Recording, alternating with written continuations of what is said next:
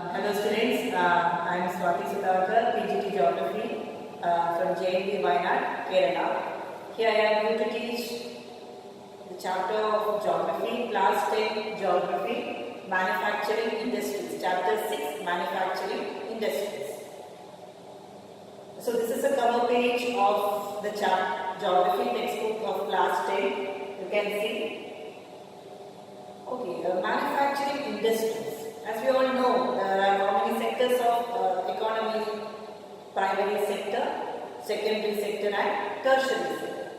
So we can see what is happening in the secondary sector. I will start with a small introduction of a story where Harish and his parents went for a shopping on the occasion of Diwali. So while he see the product, he was amazed by seeing the different kind of product like shoes in a supermarket, toy shop, and his mother was purchasing some utensils, diya for the occasion of Diwali, jeans and dresses shops. So he was amazed and he asked the father how such a large variety of product is being made. Okay, so his father explained that all kinds as diya, it is from the cottage industries, and some utensils, it may be in the small scale industries, and the shoes and the clothing may be in the large scale industries. So there are division depending upon the commodity, depending upon the quantity produced. So that is manufacturing industries. Our chapter is manufacturing industries. So what is manufacturing?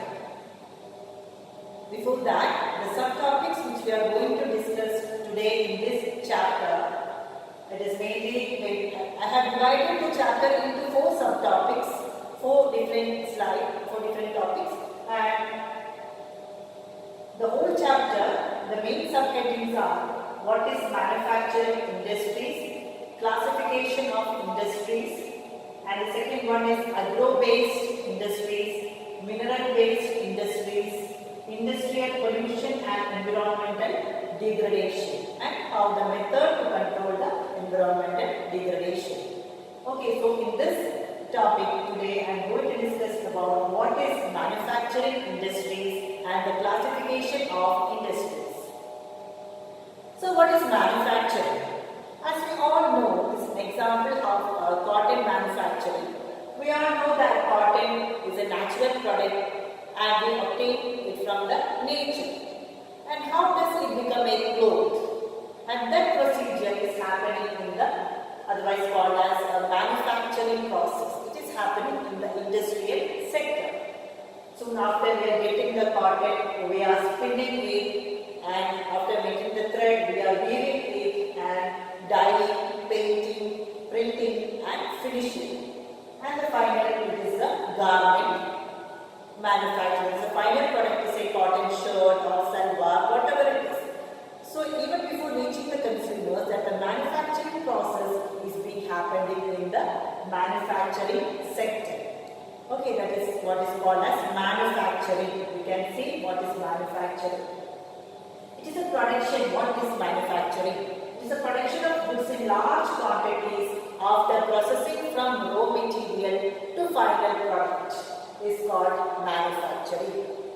Okay, once more I repeat it. Production of goods in large quantities after processing from raw material. That raw material was cotton, which we quoted in the example, to more valuable product.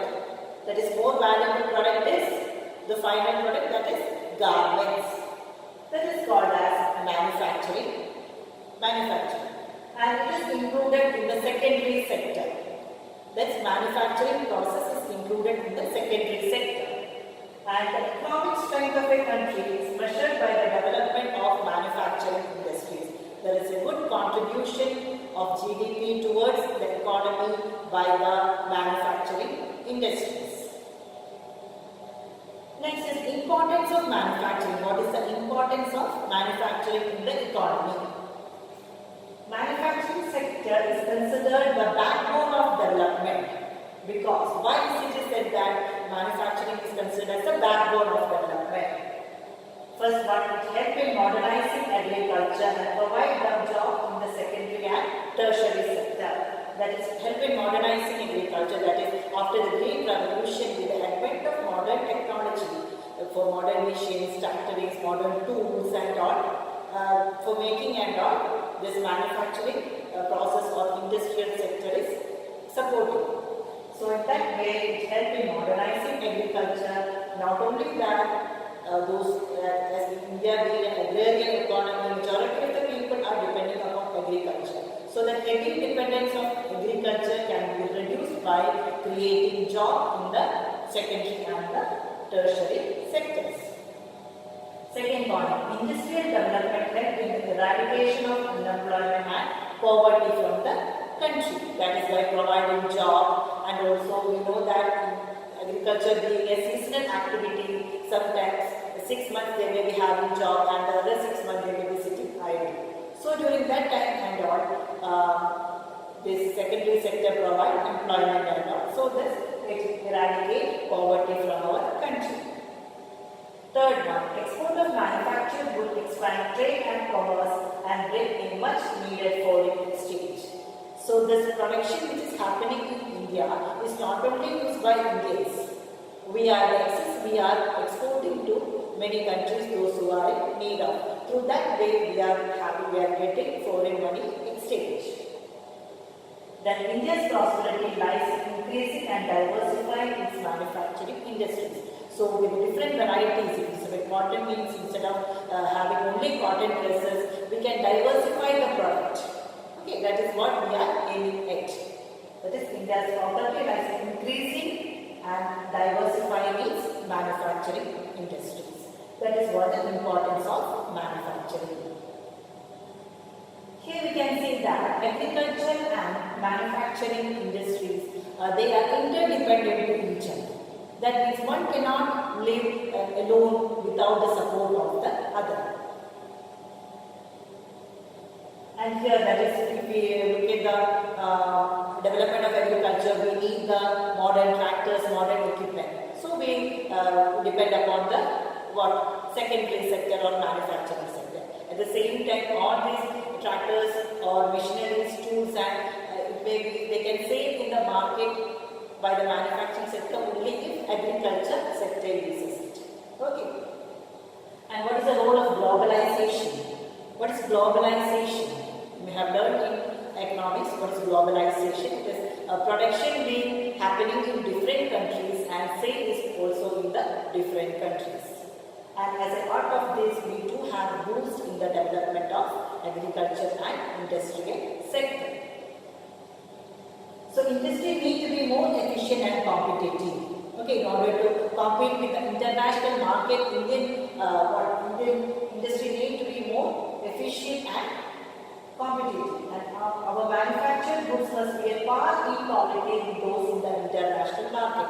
Same type of product, if cotton, we are exporting the cotton, not only we are exporting American cotton, Australian cotton. So in order to compete with them, we need the high quality products to be made.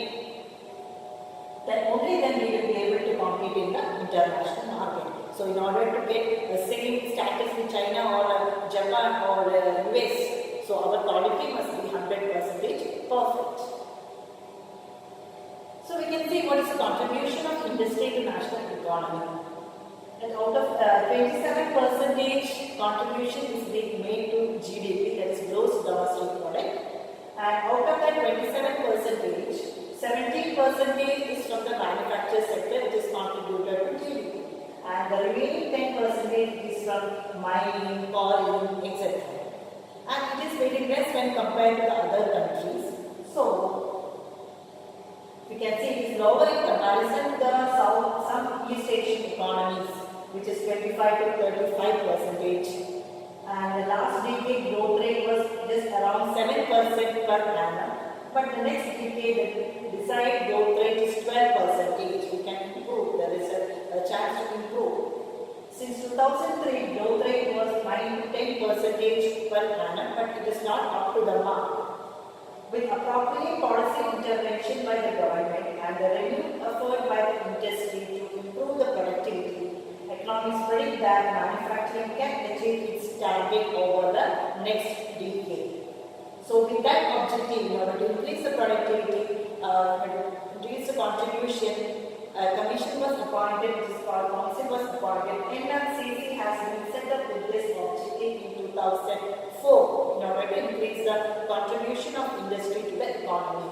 NCERT. Expansion is National Manufacturing Competitiveness Council. National Manufacturing Competitiveness Council. You can see the image of the first meeting of this NCERT. You can see this ratan data. And after that there is, so gradually there will be an improvement with the coming up of this NCERT. So next we can move to what are the favorable factors for the location of industry. We cannot set up anywhere. Isn't it? Money will be there. So do not think that we can start everywhere if capital is there. There are some factors which contributed to the location of industry. Prime factors. That is, the prime factor is the raw material, availability of raw material. That is the prime factor for the location of industry. Then come labor, that means cheap labor. Of course, capital, power supply, regular supply of power is required, basic land is required, and naturally after the finished product, they need all modes of transportation must be favorable, and a good market is also essential. Sometimes all these factors may not be satisfied in one place, but rarely the majority of the industrial factors is contributing to the location of the industry. And then coming under that term, one term is agglomeration economies. Agglomeration economies.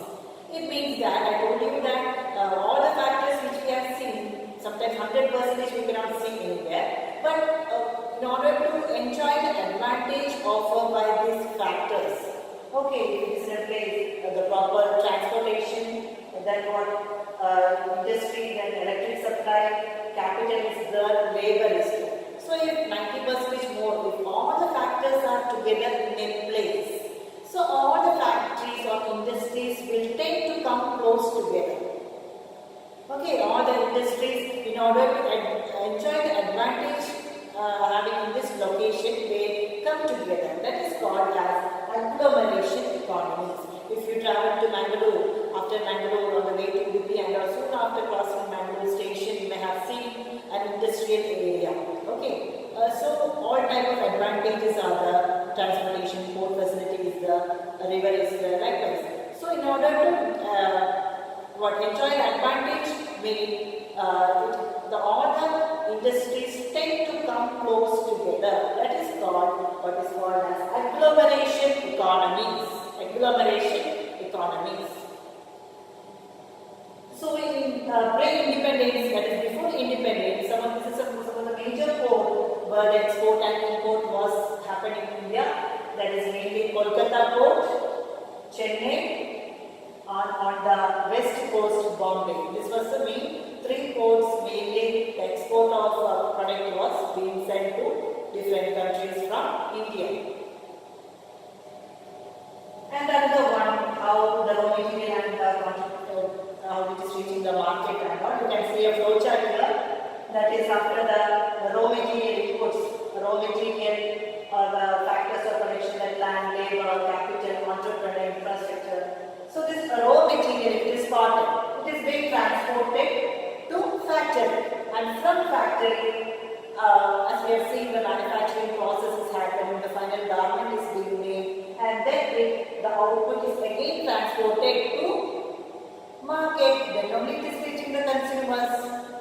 So in order to have the raw material, we need money, and after reaching the market, in order to purchase that garments, we need money. So the interconnection of money you can see here in order to buy the input and the output. Again, saying that another is ideal location of industry, where the people used to locate the industries. So first is the decision to locate factory at site. What site we are going to establish an industry. Then cost of production at site, cost of obtaining raw material at site, and cost of distribution of production. All these facilities which is available at a cheaper cost. That is what they are selecting for ideal for the location of an industry. And the next one comes the classification of industry, the mini classification. First is on the basis of source of raw material used. On the basis of source of raw material used. First one, agro-based industries. Example, cotton, woolen, jute, silk, textile, rubber, and sugar, tea, coffee, edible oil, etc. which are mainly used for the consumption purposes. It is called agro-based industries. And the second one, it is mineral-based industries. Okay, that is iron and steel, cement, aluminium, machine tools, petrochemicals, etc. Okay, so the heading is on the basis of source of raw material being used. And this chapter is going the classification of agro-based and mineral-based. Second is according to their main role. Industries are classified on different bases. Second is on the main role. It is called basic or key industries and consumer industries. That is basic or key industry. They supply their product or raw material to manufacture other goods. That is, in order to have any industry to start, they need the basic component they need is the iron and steel industry. That is why it is called as basic or key industries. And here you can see consumer industries that produce goods for direct use by the consumers. Example, sugar, toothpaste, paper, sewing machine, fans, etc. That is called as consumer industries. Next is on the basis of capital investment. That is small scale industry, large scale industry. The maximum investment allowed is rupees 1 crore. That we can do, that is in order to start an industry, if it is 1 crore we are investing, up to 1 crore we are investing, that is included in the small scale industry. At the same time, if the investment is more than 1 crore on an industry, hence it is not as large scale industry. Okay. So up to 1 crore, small scale industry, and more than 1 crore, large scale industry. Next is on the basis of ownership. First one, public sector. Public sector means it is owned and operated by government. Example, BEL, SAIL. BEL means Bharat Heavy Electrical Limited. SAIL, Steel Authority of India Limited, which is owned and controlled by the government, is considered as public sector. Then comes private sector, second division, private sector. Owned and operated by individuals or group of individuals like Tata, Reliance, likewise. Tisco, you may have heard about Tisco, Tata Iron and Steel Company, Bajaj Auto Limited, Dabur Industries, etc. Okay. And the third one is joint sector, when both the public sector and private sector are jointly starting. It is called as joint sector, which are jointly run by the state and individuals or a group of individuals. Example, Oil India Limited. Then fourth one, it is cooperative sector. It is owned and operated by the producers or suppliers of raw materials, workers or both. Mainly they pool in the resource and they share their loss and profit proportionately. Mainly sugarcane industry and all are running successful under the cooperatives. Here the owners, those who are producing the product are coming together and they are selling and sharing the profit equally.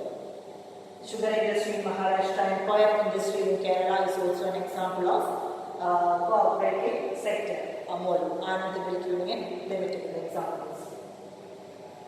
Next is based on the bulk and weight of raw material and finished goods. That is heavy industry such as iron and steel industry, that is dependent on the weight of the raw material. So heavy industry is iron and steel industry. And the light industries use light raw material and produce light goods such as electronic industries and all, which is a lightweight products. So that is based on the bulk and weight of raw material. So heavy industry, iron, light industry, electronic industry. Okay, so this is about the introduction of the chapter in which we have discussed what is manufacturing industry, importance of manufacturing industry, ideal location for the industry, and the classification of industry. Thank you. And the next module we will be discussing about the agro-based industries. Thank you.